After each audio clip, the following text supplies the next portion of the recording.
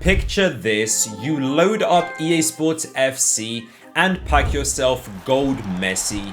You're absolutely over the moon. The only problem is he's first owner and he doesn't really fit into your team. If only there was a feature to allow you to trade each of these cards and problem would be solved. Well, this did actually exist back in FIFA 09 when Ultimate Team started. Trade offers were a thing. Even in FIFA 11, when you had a card, let's say this informed David Villa, you would put him up on the transfer list. There would still be a buy now price, but if somebody didn't want to pay that full buy now price, they could go ahead and make you an offer. Some of these offers wouldn't really be too serious. You always had the option, of course, to accept or reject any of the offers that came through. We can see some of these just are not too serious at all, but some are actually quite decent. For example, we have informed Nazari, Ronaldo and Steven Gerrard, all for that informed David Villa. But you might be able to start to see where this is flawed. For example, just some crazy trades here. Team of the Year Ronaldo just for a bronze card, and also you could add a coin amount to that as well. So let's just say somebody puts 15 million coins just for a silly offer that just doesn't make any sense. This would be really bad for all of the coin sellers. And it just is a nightmare for EA Sports, which is why this got removed, unfortunately, in FIFA 15. It was completely logical for EA Sports to remove it all the way back in FIFA 15. This is also when they introduced price ranges, but I have found a solution how they could bring it back into EA Sports FC without having to worry about that. Most people, when they try and think of a solution, they just think only set it to allow your friends to make trade offers, but that obviously wouldn't work because coin sellers could just make accounts, multiple accounts, and they could just, of course, add those different people as friends, and EA wouldn't really be able to try and find any patterns. They wouldn't be able to spot that. So you may be wondering, what is this genius solution, this fairy tale that I'm trying to sell?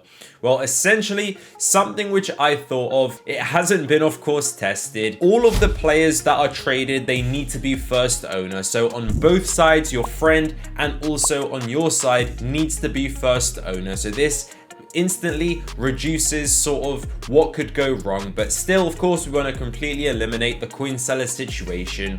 So the total buy now value of the cards must be within a similar range. Let's say maybe 20% or somewhere around that. So just to give you an example of this, let's say that I on my account want to trade first owner gold Jude Bellingham. His cheapest buy now on the market is 150k, so the offer must be for a player whose cheapest buy now on the market as well is somewhere around that range. Let's say 180k or 120k, somewhere between that range. So there, it completely eliminates coin sellers being able to do anything else different than what they would normally be able to do on the transfer market. To complete the example here, let's say we have that gold Jude Bellingham and we exchange him for gold Nkunku. Maybe Nkunku at the time is going for 170k. That is a perfectly fine trade. And the reason this would still be useful is just how the example I gave at the start of the video. Let's say gold Jude Bellingham he isn't performing well, but gold Nkunku is somebody who I know is someone who's going to be perfect in my team. You can just make that trade and it's benefiting both sides. You're each getting a player that works and suits your team who you'd prefer, and you're both friends. Maybe you can just return the players at the end afterwards if you don't like them. There isn't really too much risk or anything like that involved. So it is a pretty cool idea. It would also be nice if this could also work with multiple cards. Let's say a gold Grealish 50k, inform Makoko 35k, Kimpembe is going for around 40k. In total, they all add up between that range of 120k and 180k, so this would be a perfectly feasible trade offer. And again, this would be useful because maybe I want to build up a team. I want to have multiple different cards, not just one player. I need, of course, a full squad. So 3 players might, in my case, be better than just having one really good player. So this would be perfect.